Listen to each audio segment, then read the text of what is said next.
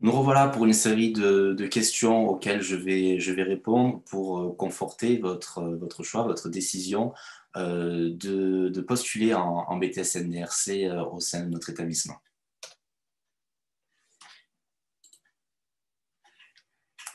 Alors, première question, quelles qualités personnelles sont des atouts pour réussir le BTS? Donc, je dirais qu'il y en a bien sûr de nombreuses. Nous vous formons au métier du commerce, de la relation client, de la négociation et de la digitalisation. Vous devez pour cela faire preuve d'empathie, d'écoute active, je dirais même d'assertivité et de résilience pour pouvoir évoluer positivement dans ce domaine, dans ce secteur d'activité.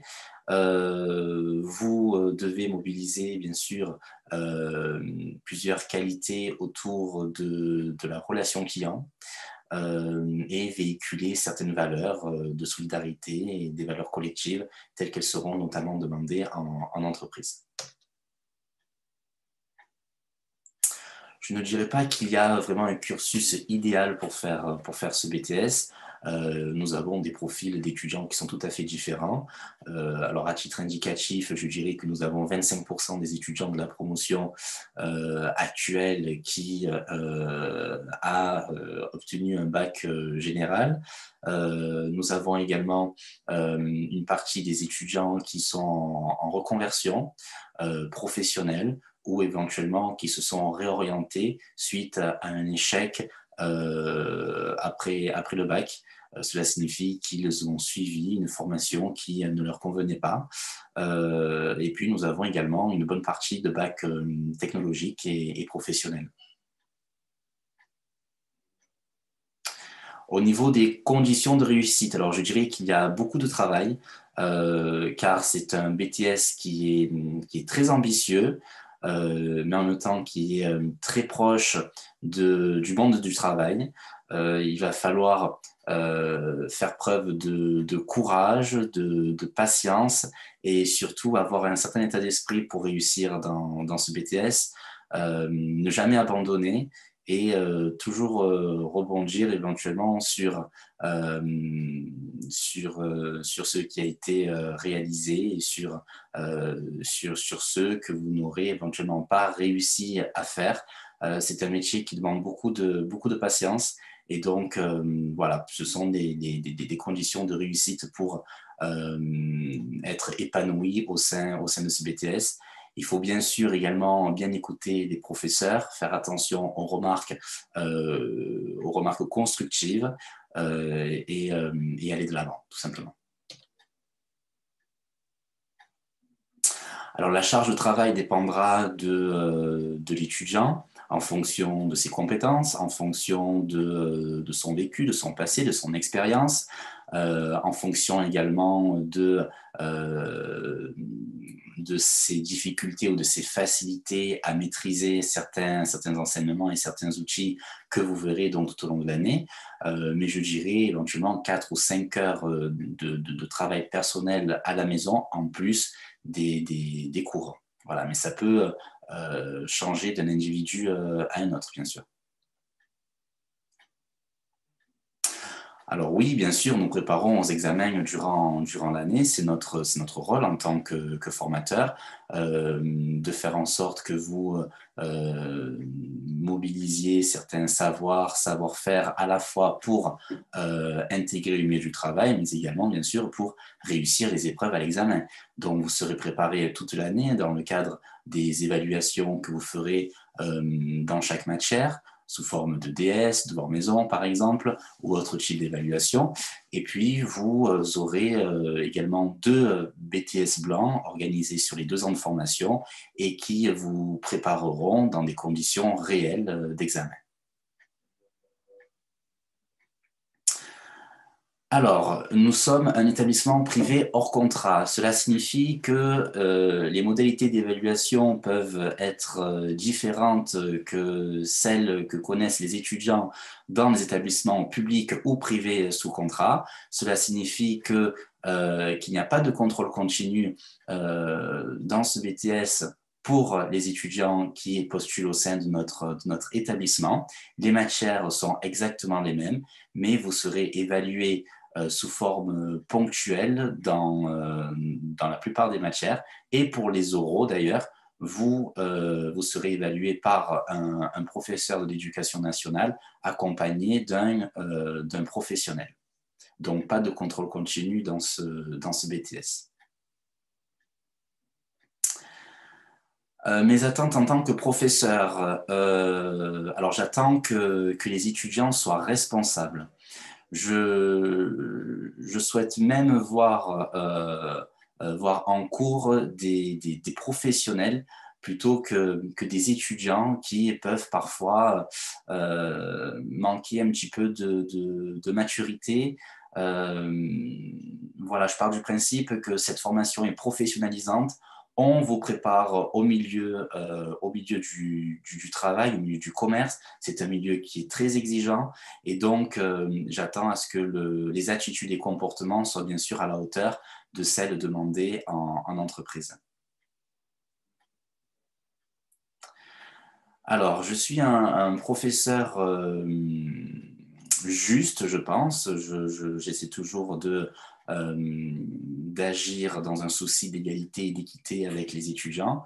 Je suis également un professeur exigeant, dans le sens où j'ai une certaine motivation à préparer les étudiants au monde professionnel et donc du travail. C'est un milieu qui est très, très exigeant. C'est un milieu qui va vous demander de vous dépasser. Et donc, je suis ce professeur qui va vous demander autant que pourrait vous demander un responsable ou un dirigeant d'entreprise.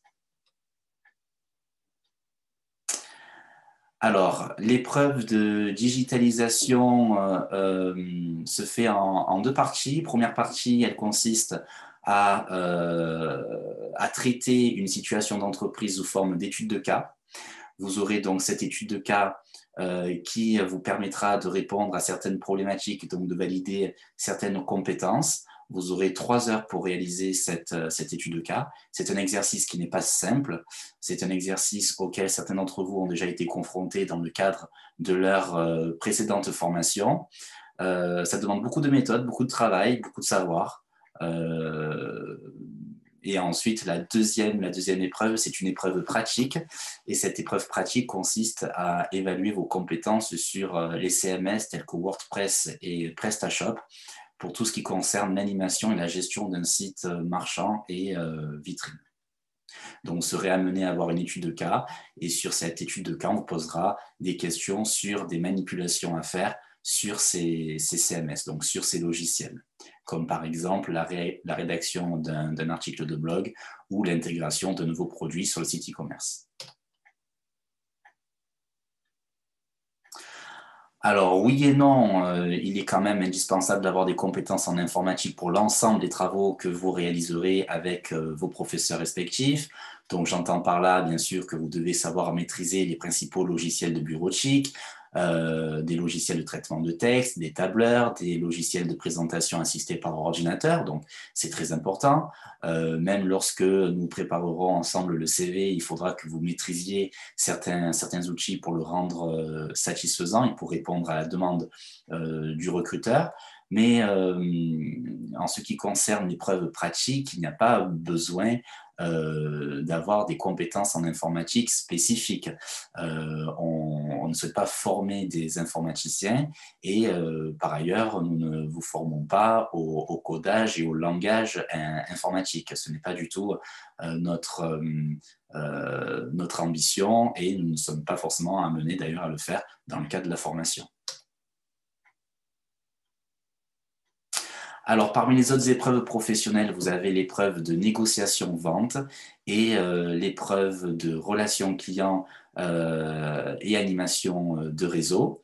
Ce sont 2 épreuves professionnelles qui sont évaluées à l'oral en forme ponctuelle et qui consistent à présenter des activités que vous avez réalisées en entreprise, mais également en dehors du stage ou de l'alternance, c'est-à-dire durant l'année sur des activités que vous aurez réalisées avec certains de nos partenaires, tout simplement parce qu'en entreprise, on ne pourra pas réaliser toutes les missions attendues dans le cadre du BTS. Donc, nous avons cette opportunité de vous faire travailler sur des situations fictives qui permettront donc de valider des compétences.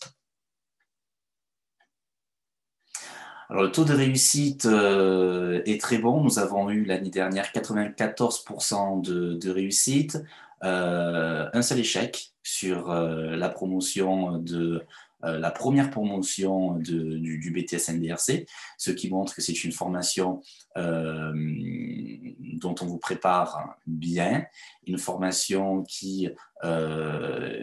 pour laquelle vous pouvez tout à fait réussir et obtenir d'excellents résultats. Donc, nous avons aux écoles Billière la bonne méthodologie, nous avons la bonne manière de faire, et c'est ce qui explique ce taux de réussite assez exceptionnel. Alors, pour postuler, je vous conseille de contacter notre secrétariat, notre école, au numéro de téléphone que vous trouverez éventuellement sur le site internet. Vous pouvez également nous contacter sur les réseaux sociaux de l'école, mais également les réseaux sociaux de la filière NDRC. En tout cas, nous resterons à votre disposition et disponibles pour répondre à toutes vos questions. Eh bien, notre entretien touche à sa fin. J'espère avoir répondu au maximum de questions que vous vous posez. N'hésitez pas à nous contacter en cas de besoin. Je vous souhaite une bonne journée. Au revoir.